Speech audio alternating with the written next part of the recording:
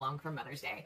I had the dates wrong. Mother's Day is Sunday, May 8th. So it's just in a couple days.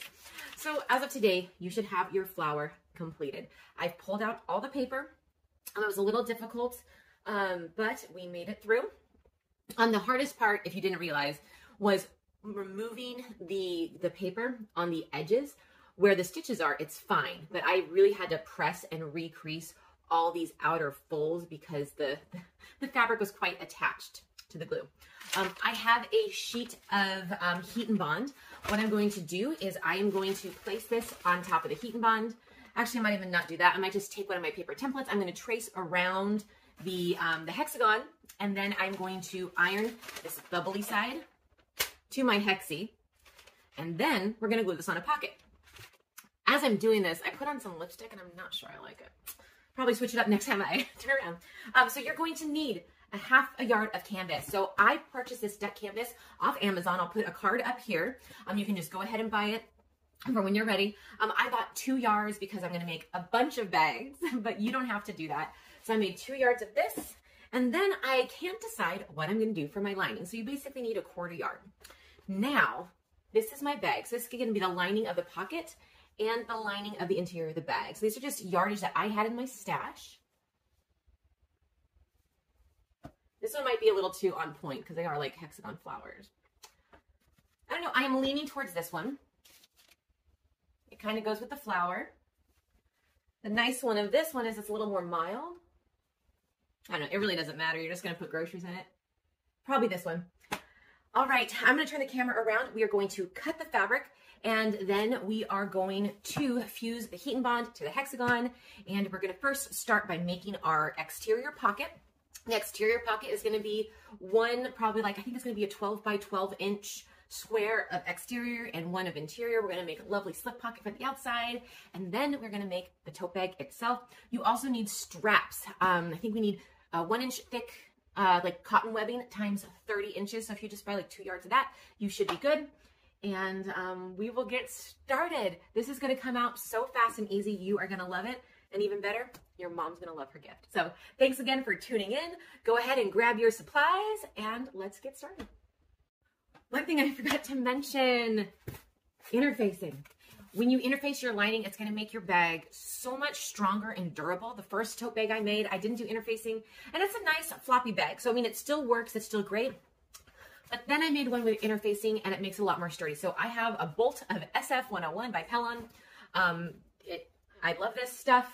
If you don't have it, go buy yourself some. Here's a card. And yeah, I'm so sorry I forgot to mention that. But we're going to cut this the same size as your lining piece. If you want to know what that measurement is, make sure you click the link below so you can grab the free instructions, the free pattern. And all right, let's get to cutting. All right, so to start measuring out my interfacing, I'm just going to, and I am drawing on the non-glue side of my paper. Maybe I'll draw the whole thing. And this is a heat erasable marking pen. So when I end up actually this part's going to peel off. But basically I'm just tracing this so that I can cut this out perfectly. So I don't have to do extra trimming on my interfacing here, my Heat and Bond.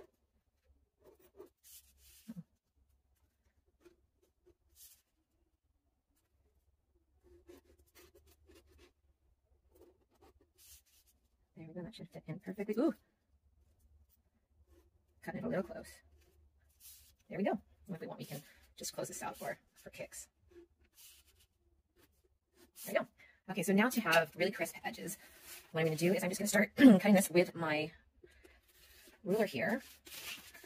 I always like to make sure that this is as crisp as possible.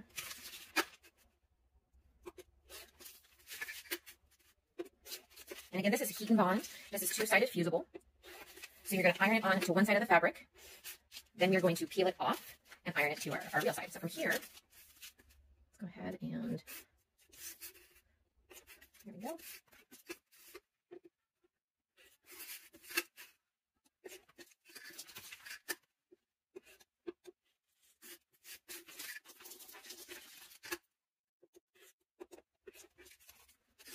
That was actually faster than I did before. All right. There we go. So there is my fusible. You can kind of see that shiny blue side. We are going to glue this onto the back of our hexagon flower. All right, so we have our flower. And then we have our cutout. You can see that it is basically the perfect size. So I'm going to flip this over. I really want to ensure that these stay down. So I'm going to press this one more time. And then I'm going to put this glue side down. Here's my iron.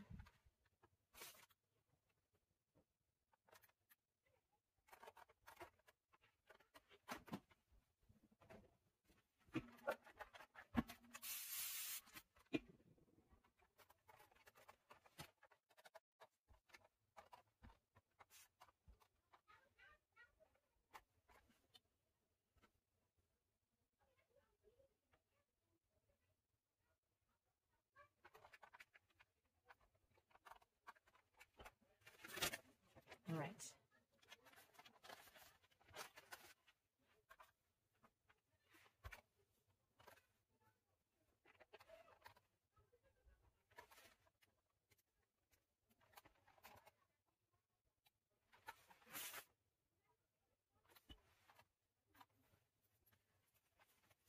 All right. I'm going to press from this side.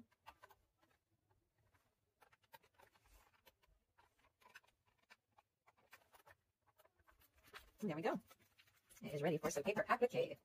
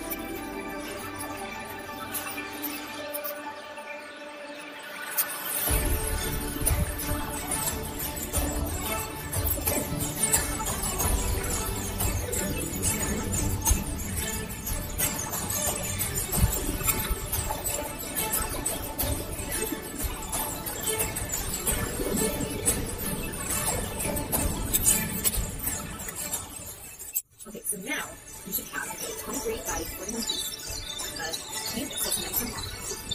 So next up we're going to cut our line just a few inches shorter, and then I'm going to start to mark some of the lines. So show that in just a minute. Okay, now for our flower pocket, I'm going to change it to make a 10 by 10 inch square, or something 10 and a half. I'll be 10 and a half by 10 and a half inch square of canvas for our pocket, and it'll be the same for the lining, 10 and a half inch square for the inner facing. We're just going to do 10 inches because we're going to be folding the needle all that in our colorful pieces. And then we'll do a top stitch.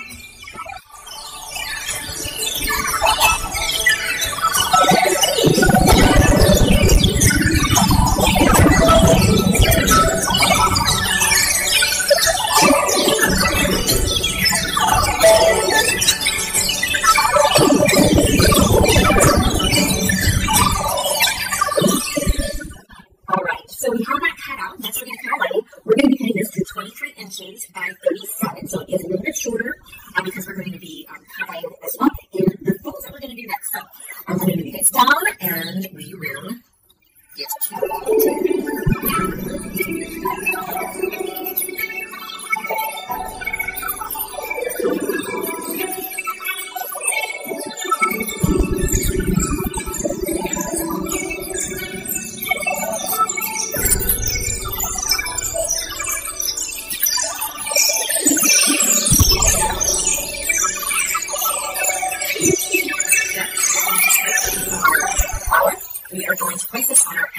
pocket, and we're going to peel off the back of this paper, change our turn on, and then replacing it from here. We're going to very carefully stitch that paper bits away, and all the edges stitch right in place.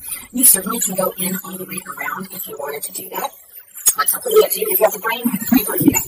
Once that's done, we're going to take our lining piece, which I haven't cut yet. We're going to put these right sides together and sew all the way around, and then flip it. So, stay tuned.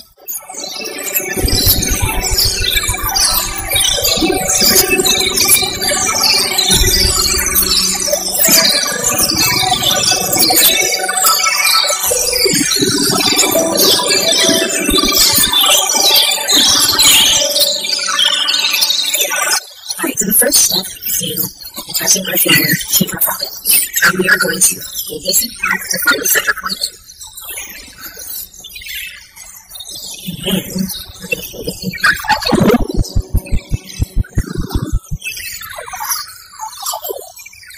So there we have our lines. Placement. So keep in mind, and then everything should go.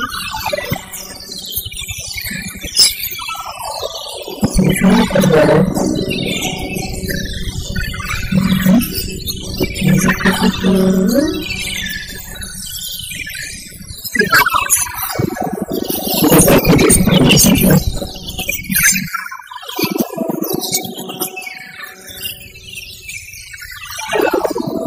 It's pretty. Pretty center. So, I'm going to iron this hot. I'm going to peel.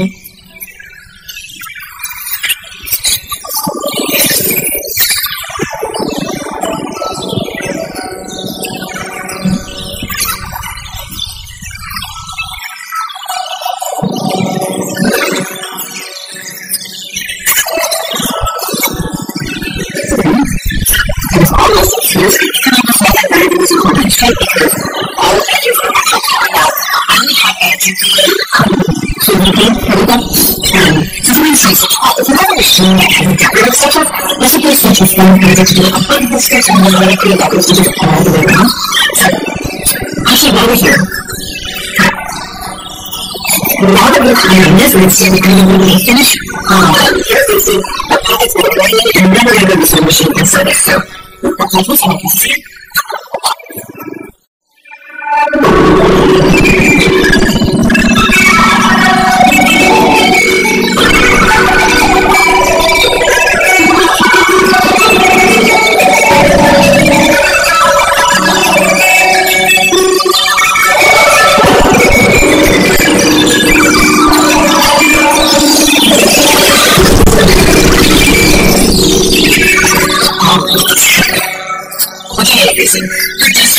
Sometimes the most complicated and time-consuming part of singing is the interface. But we have an interface for our pocket. It's in there. The interface for make it this at 7 inches by 2.5, and then maybe 4 to make just a slit into the pocket. And the aim of it is to be an entire lining. Now I want to point out, I saved about 2 inches worth of YouTube. Because those are going to be part of the first things, and the last thing you want are going to be the first things because it's weird. So I'm going to start the sewing machine where we're going to stitch on Applique, stitch it all together, and then we'll start drawing the lines and legs on the exterior. So you can tell the line. Okay, so talk to you soon.